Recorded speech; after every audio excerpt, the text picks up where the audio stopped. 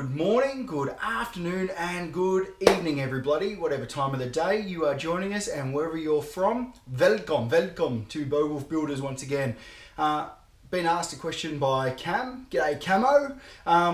His question was, and we get asked this quite often, about flat pack wardrobes or joinery systems that are flat pack or mass produced compared to joinery systems that are produced in Australia by registered cabinet makers. So Camo, this one's for you.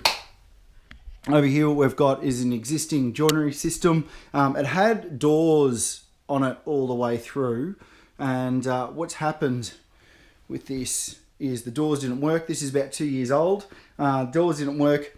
You can see in the center here there were some drawer systems. Here there's some shelves and the spot underneath. Shelves here, spot underneath. Not a very good way to utilize the area that we've got. It's also, if you can just see here, this distance from here to that corner is a little bit more than we want to. So as you walk through this doorway here, you're actually butting right into, if you will, you butt right into that corner. You'll notice with this joinery system, this is the flat pack, that everything is just slips out without too much worry. And there's no backing board on this joinery unit. So that's plasterboard, that's the cabinet, and this is what actually tying the whole thing together. What that stops any movement laterally, but the problem is that it doesn't really tie anything back properly together, especially seeing that it's coming into this corner section just here.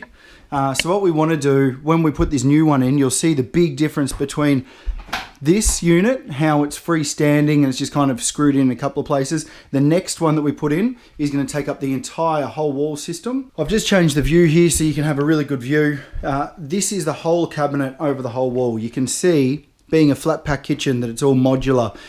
All the shelves just slip on, slip off, no worries. Nothing's actually really tied back in. This is raw plasterboard, so there's no backing board on the back of this cabinet whatsoever.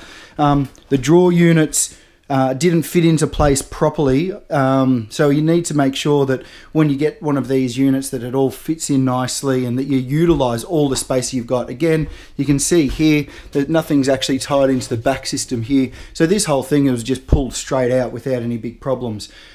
Really big thing to take into consideration when you are putting a cabinet or joinery system into your house, whether it's the kitchen, the living room, a wall unit in a bedroom, or a vanity system. There's a big difference between getting one specially made for it, which will cost you however much, including labor, or if you go for a flat pack kitchen or a flat pack whatever, or a modular kitchen or a modular joinery unit, you only pay for the modular system. You don't actually pay for the labor putting it together. You have to do that yourself, or you have to get somebody else in to do it for you. So a really big thing to take into consideration is that you need to make sure that you're paying, or you're getting what you paid for. Looking here at this joinery unit, you can see this backing board here is actually only 3mm ply. On a good unit, the corners are very, screwed together with these modular things that squeeze the things together. On a proper joinery system, this would all be screwed together, and this backing board would be 16mm backing board.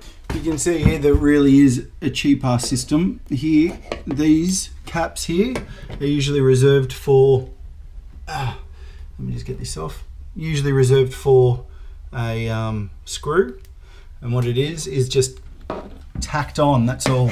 So this whole thing is actually only just tacked onto the wall the whole way through with a couple of tacking nails, and that's it. And then you can see this top rail, we've got a few screws in it, but that's going to be screwed to a piece of timber, and that piece of timber, no wonder it's moved the way it has, all the way across here, that piece of timber, it's probably just nailed in. We'll soon find out.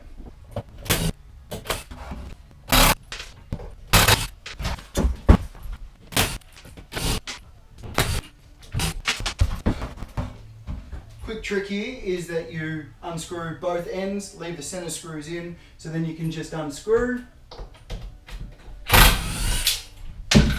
and take it down with two hands. And here you can see, this is the piece of timber underneath. It's all just been tacked in the whole way through, except for two screws holding up that whole top section which was holding all the doors. No wonder we were having so many problems with them in the first place. So far we've pulled off the whole top section and this downside section that we're holding the whole thing together, and down the other side, and all that was holding it was a bit of silicone. 2 screws at the top and a couple of brad nails down the side, but that was it. You can see here this has been bradded in. If this was a joinery system that had been made by a registered cabinet maker, the whole thing should be screwed together and become one big unit. To give you a bird's eye view of the difference in cabinetry, here you can see that this is screwed all the way through here, plus it's got the tack nails just to hold it together. Again, screwed all the way through, plus a few tack nails just to hold it in place. Now this is the cheapo Delipo joinery unit. You can see that's all that is. There's 3mm at the back, no screws in the sides, no tack nails or anything, it's just those brackets.